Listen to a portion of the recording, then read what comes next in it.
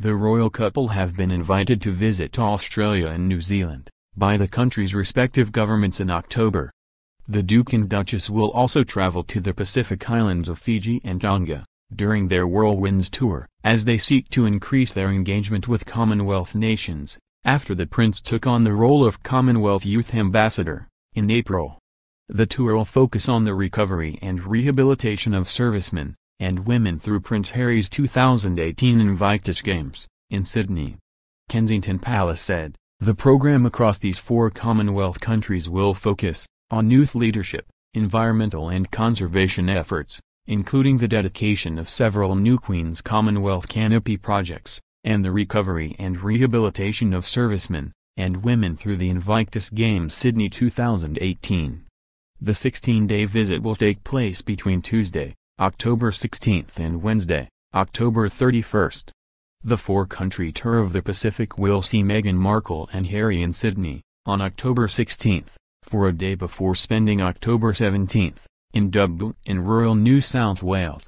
On October 18, the couple will be in Melbourne, before returning to Sydney for the 4th Invictus Games events, between October 19 and October 21.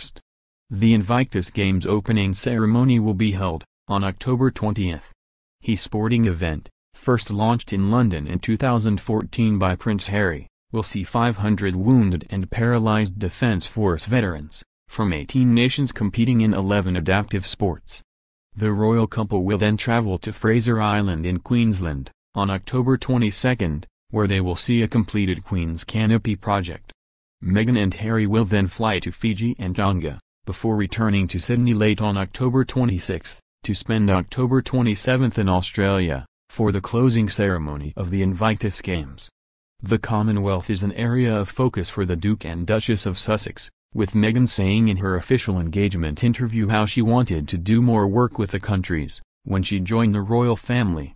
At the time, when asked about her future role, she said, "I'm excited to just really get to know more about the different communities here, smaller organizations we're working on the same causes that I've always been passionate about under this umbrella. And also being able to go around the Commonwealth, I think is just the beginning of that." Harry added, "She's capable of anything. And together, as I said, there's a hell of a lot of work that needs doing. At the moment for us, it's going to be making sure that our relationship is always put first, but both of us have passions for wanting to make change for good. And with lots of young people running around the Commonwealth, that's where we'll spend most of our time hopefully." Meghan also famously ensured all 53 Commonwealth nations were represented at her royal wedding, with their national flowers included in her intricate veil.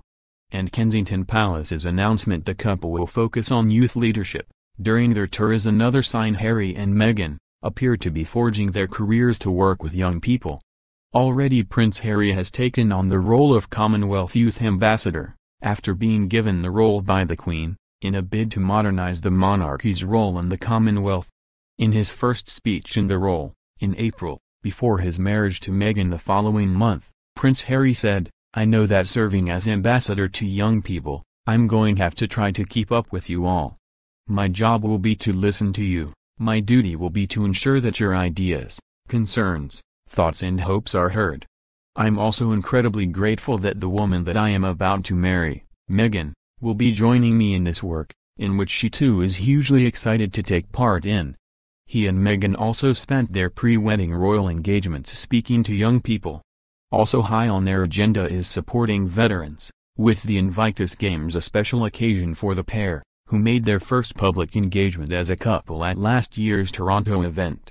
The Duke and Duchess of Sussex's visit to Australia and New Zealand is their first overseas visit as a married couple.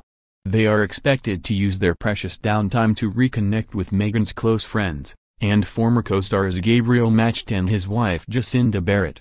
They are expected to escape the chaos of Sydney and head to the Sunshine Coast, in order to relax out of sight of the public.